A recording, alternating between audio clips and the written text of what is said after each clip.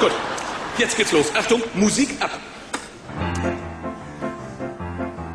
Ein kleiner grüner Kaktus steht draußen am Balkon. Hollari, hollari, hollari. Man findet gewöhnlich die Frauen ähnlich, den Blumen, die sie gerne tragen. Doch ich sag täglich, das ist nicht möglich.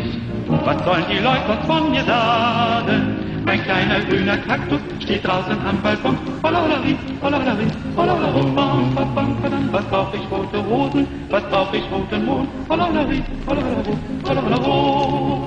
Und wenn ein Bösewicht was Ungezogenes spricht, dann hol ich meinen Kaktus und der sticht, sticht, sticht.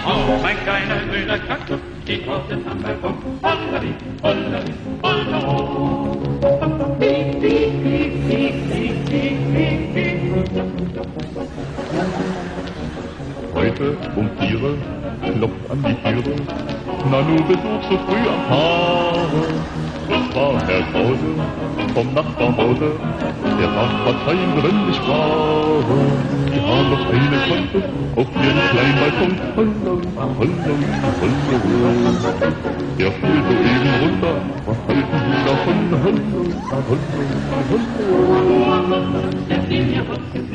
Doch glauben wurde nicht, so weit ist das der kleine grüne Kaktus nicht. Bewahren Sie Ihren Kaktus, gefällig an das Brot. Hollari, hollari, hollari.